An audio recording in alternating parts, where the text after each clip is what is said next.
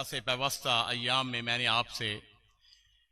اس ایثار کے حوالے سے گفتگو کی تھی، اور میں نے آپ کی خدمت عرض کیا تھا کہ اسلام نے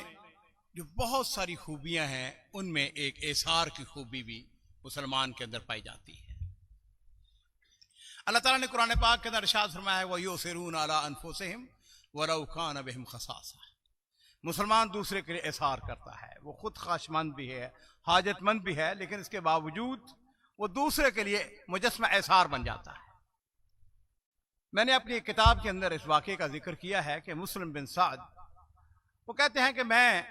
حج کے لیے بغداد سے جب چلنے لگا تو میرے ماموں نے مجھ کو 10,000 درہم دیے، پرانے زمانے کی بات ہے، اور کہنے لگے کہ یہ 10,000 درہم تم نے مدینہ شریف کے اندر اس گھرانے کو دینے ہیں جس گھرانے کا تعلق آل رسول سے ہو، جو ہاشمی ہو، اور مدینہ کا سب سے غریب اور سب سے محتاج گھرانہ ہو، اس کو تم نے دینے ہیں۔ کہتے ہیں کہ میں وہ پیسے لے کر مدینہ شریف آ گیا، میرے پاس امانت تھی 10,000 درہم، اور اس زمانے میں آج بھی بہت بڑی رقم ہے اور اس زمانے میں یقیناً بہت بڑی رقم تھی۔ کہتے ہیں کہ جب میں مدینہ شریف پہنچا تو میں نے آ کے لوگوں سے پوچھنا شروع کیا، لوگوں سے کہا کہ مجھ کو بتاؤ کہ مدینہ شریف کے اندر وہ گھرانہ جو محتاج بھی ہو اور وہ آل رسول میں سے بھی ہو۔ کہتے ہیں لوگوں نے مجھے ایک گھرانے کے بارے میں بتایا کہ فلاں گھر وہ آل رسول میں سے بھی ہے اور بڑا محتاج بھی ہے۔ کہتے ہیں میں اس گھر میں چلا گیا، میں نے جا کے دروازہ کھٹکھٹایا، اندر سے ایک خاتون، اس سے پوچھا کون ہو؟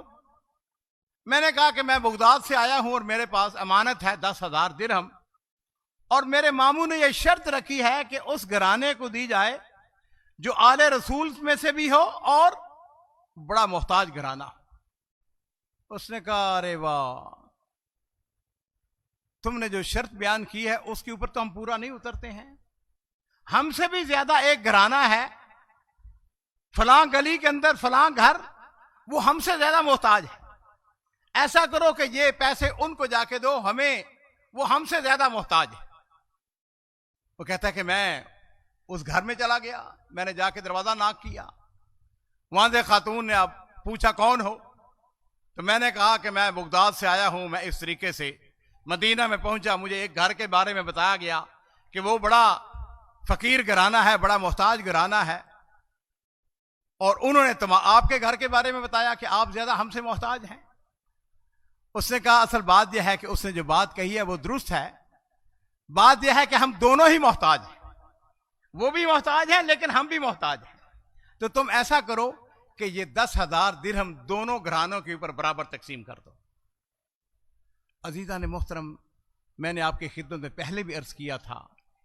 فرائض کے بعد یاد رکھیے سب سے زیادہ اسلام نے زور اخلاق کے اوپر دیا ہے،